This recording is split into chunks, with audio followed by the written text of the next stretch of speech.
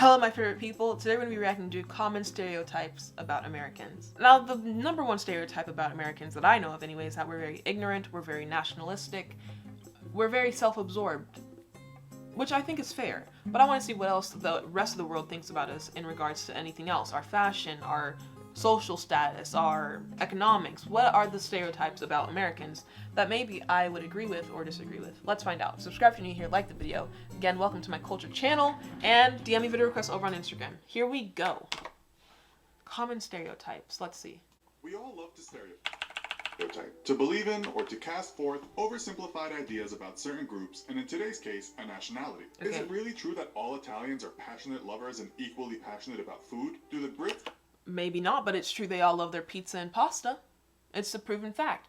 The thing about stereotypes, though, is there's some fact behind it. Like, a stereotype doesn't just come out of thin air. It has to relate to a mass amount of people to be true, or even make sense, so. have stiff upper lips and bad teeth, and Canadians, simple outdoorsy types with an enthusiasm for chopping wood. Well, today we are going to look at just one country. In this episode of the infographic show, stereotypes about Americans. Don't forget to subscribe and click the bell button so that you can be part of our notification squad. The big, bold, brash American. How true is that? There is a stereotype that Americans are a big or fat nation. The stereotype is partly true if you believe the World Health Organization. Not him literally about to break the bench, though. But I would say for the most part, no, that's not true. We love to eat. We love to eat unhealthy food. We're not like skinny and petite like Asians, but we're not all overweight. Like, we're all bigger, thicker. But we're not fat and obese. According to 2015 data, the USA was the most obese Western nation in the world, but it only came 16th on the list, which included all the world's nations. The island of Nauru in the region of Micronesia came first on the list. Reports suggest Americans actually exercise a lot, but with a diet of fast food, high sugar intake, and supersized portions, U.S. citizens will have a hard time running off the extra pounds. We might take bold and brash to sometimes mean arrogant and dismissive of other cultures. Who hasn't seen those viral video clips wherein Americans are subjected to global knowledge questions and come out looking like they know little about the world? Which is absolutely 100,000% true. If you guys were here whenever I first started this culture series, I didn't know diddly squat about anything.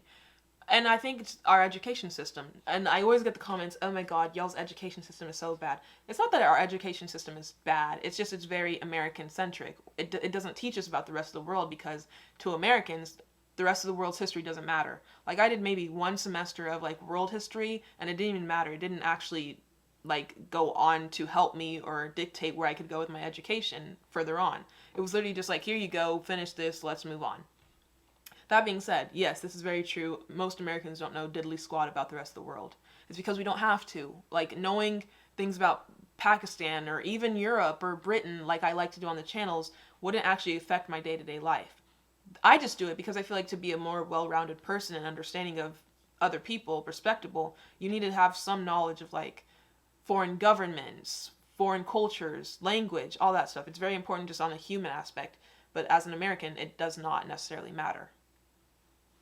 According to the writer and habitually quoted academic Noam Chomsky, the average American knows a lot more about sports than global politics. The gas station attendant who wants to use his mind isn't going to waste his time on international affairs because that's useless. He can't do anything about it, said Chomsky, stating that people use their expertise where they think it counts. He also said to be critical and disobedient went against the grain, and so most Americans just join in the debate at the trivial level and know very little about deconstructing global politics. What do you think about Brexit? Look, dude, I came here to drink, not to think. That's kind of how I feel about Brexit, because I don't know, and like, we always talk about Brexit sometimes on this channel, and it's like, I don't know enough details about it to give an opinion, and it's not my business. Like, what y'all do with your I'm not a part of the union. I can't speak on it. I'm an American. We got our own stuff going on, you know? Like, I hope everything works out for people, but to, like, give my opinion and see, this goes against the stereotype of Americans. Y'all always say Americans want to give their opinion. They always want to get involved.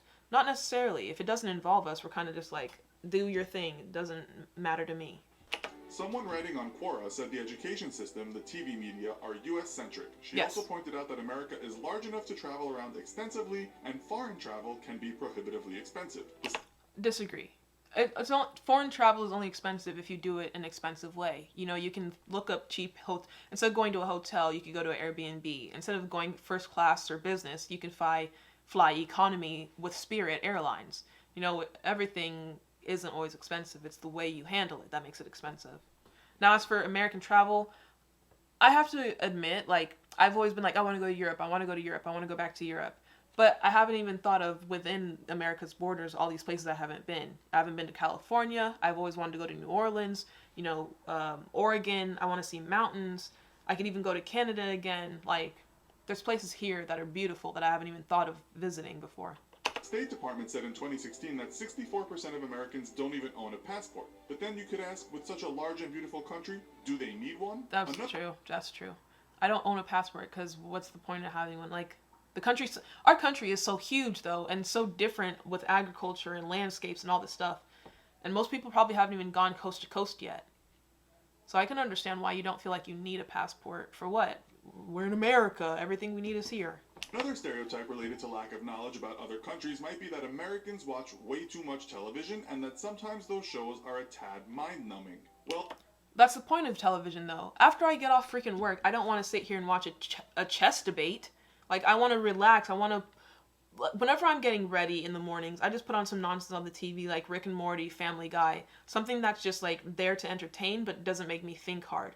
Like, there are times when I do want to think hard, which is when I watch, like, D'Angelo Wallace or any other YouTube or documentary or, what's it called? National Geographic kind of shows. But, yeah, for the most part, TV is just for entertainment. Well, Americans do top the list of being the most avid TV watchers in the world. According to a Recode article in 2016, the average American watches 4.3 hours of TV a day. When you say TV, do you mean like cable? Because nobody's watching cable. Nobody's paying for that. We got Netflix, we got Hulu, we have YouTube. Like, yeah. The days of, like, people watching the Grammys or MTV are long gone. Older generation more so than the younger generation who prefer spending time using other devices. It depends on what you watch on TV, but one could ask if you could equate the global ignorance stereotype with being the country that is glued to what has sometimes been called the idiot box more than anyone else. We are starting to sound quite negative now, so what about all those positive stereotypes? The well-known English writer Stephen Fry once said that after traveling around the USA for a while making a TV program, one thing he most admired was the friendliness and positive outlook of Americans. I guess I could agree. I was gonna say, it also just depends on where you go. Like, Southern hospitality is a huge thing all through the southern borders of America. But at the same time, like, if you go to New York, no one's gonna be blatantly disrespectful to you. They're gonna talk to you, it's gonna be nice, just in a different way. I feel like none of us have the energy or care to, like, be disrespectful to other people. Like, what's the point in that? What's the point in using your energy in a negative way, you know? He extolled what he called American optimism, and that American people believed they could improve and do what they wanted to if they tried. Amen. This all may boil down to what we might call the American dream and the pursuit of happiness. Are all Americans like this? For the most part, yes. No one's gonna sit around and be, oh, my life sucks, I can't do anything about it, woe is me. That's just stupid. What the heck? You have, again, this is America. You have every tool to elevate in life if you want to. Yeah, there are things built in our system to hold certain people, certain demographics back. But that being said, if you still wanted to, like me doing YouTube, like a few years ago, this was not an option, but now it is. I could actually make this into a whole career. There are influencers on Instagram, YouTube, any social media becoming millionaires. Like, if you want something hard enough, you can always work hard enough to get to where you want to be. The American dream, optimism, call it what you want, but it's something that everybody should feel. Like, if you want something, work hard enough to get that, and you will succeed. It's common sense. The heck? A report by the United Nations Office on Drugs and Crime put Americans 8th on the list of most drug-addicted countries, noting that the prescription painkiller epidemic is presently very worrying. But isn't that wild? Because we don't even have, like, free health care. So everybody's in debt, but everybody's strung out on drugs? That's weird. America had the highest amount of drug-related deaths of all continents in 2015, Dang. with the report stating, in the United States, nearly 500,000 people are estimated to have died from drug overdoses since 2000. That's Just so recently, bad. The New York Times reported that drug overdoses in the U.S. were rising faster than ever. Perhaps American optimism is partially true, but American OxyContin addiction undermines the positive outlook stereotype. Oh, man. What about guns? Americans love their guns, right? According to the Telegraph in 2016,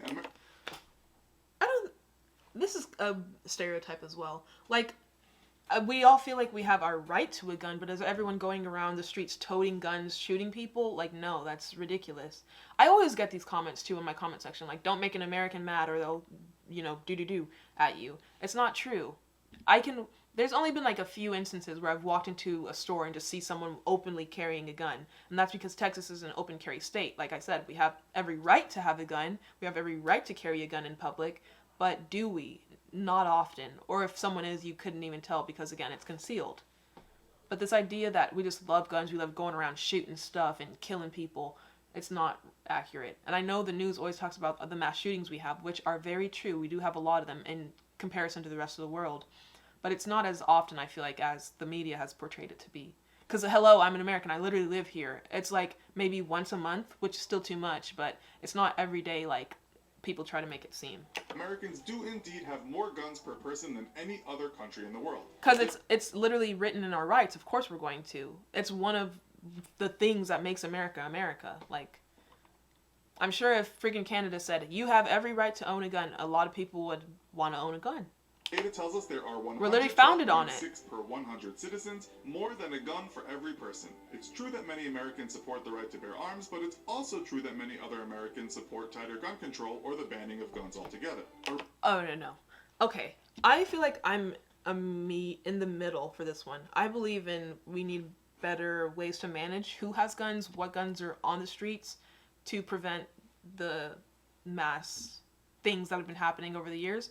But to just do away completely with, guns, I don't think that would solve anything. In fact, I think it would make it worse, because then the people who would get guns illegally would have the guns and there would be no one there to protect yourself. Which is the whole point of having a gun and being open carry and gun laws, to be able to protect yourself and your family and your possessions.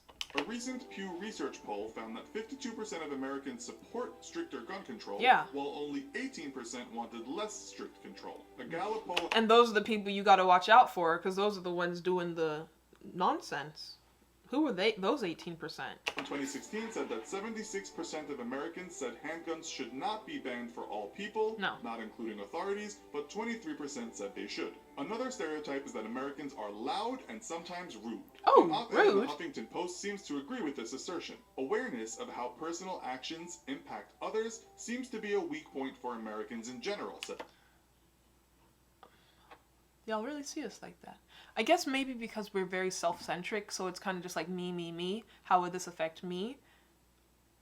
But even I don't think this is like just because I'm an American or has anything to do with my nationality. It's more like I am very conscientious. I feel like of how my actions or what I say affects other people.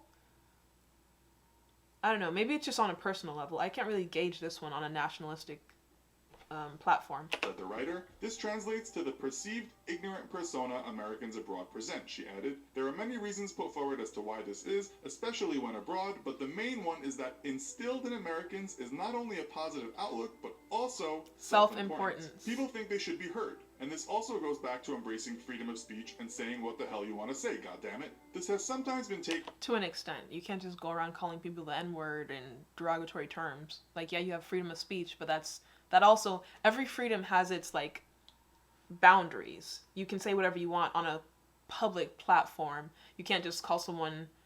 For example, you can't just call me the N-word in my comment section and say free speech. No. That's not how it works. Taken as rude in a situation where an American will complain about the service or food in a restaurant, but perhaps these people only think they are enjoying their right to do that. In Japan, there's a saying, that's like the old generation doing that stuff. In America, it might be more applicable to say, be sure to make good use of your protuberance. This also might align with the stereotype of American patriotism. When British students asked American students questions about stereotypes, one Brit kid asked why Americans were so patriotic. Because you gotta love your country. Love who you are. Fight for who you are. I would never join the army, but, shout out to the people who do. It's love your country. Love where you're from. I love my Nigerian heritage. I love being an American. I love being a black woman. All these different things that make me me are important, and I value them, and I love them. I don't see the problem in that. Some American students didn't deny it and gave good answers. One student said, we are a major melting pot country. Rather than history or a common language that unites us, we are united by freedom, which is what it means to be American. Yes. It is, however, possibly a weak stereotype, as another student said he wasn't patriotic at all, and another called patriotism mere mob mentality. Mob mentality? That's weird. Whenever I say I'm proud to be an American, it doesn't unite me to my neighbor, it unites me to America. Like, I'm proud to be here, I'm proud to be from here, Mob mentality, I can't see that one. A Gallup poll said that in 2016, only 53% of Americans said they felt extremely proud to be American. Wait a minute. Who was president in 2016? That's right when Trump came into office, right? If so, then I understand the statistic. This compares to 70% who said yes to that question in 2003. It said the younger generation was the cause of this huge change, which mirrors the mob mentality students believe. It's not mob mentality. It's just like, you always see Gen Z all over TikTok, all over social media talking about change and like actually using our voice nowadays. Like we're actually getting to the age where we care about politics and like what's going on in our country, and we're being able now with so many different platforms to speak on it. So whereas it was just like the older generation was just like, it's America, let it be, you know, they grew up whatever social statuses they did, but now it's like, no, we're not just going to accept that just because we're American. That's the way it is. Like we need change. So I understand the shift in proudness of being American. Sometimes you'll notice in Europe there's a certain snootiness that Americans are not culture. This to some extent could be true, as the United States is relatively new, and so we can't really credit the country for a renaissance of culture. What do they mean by we don't have culture though?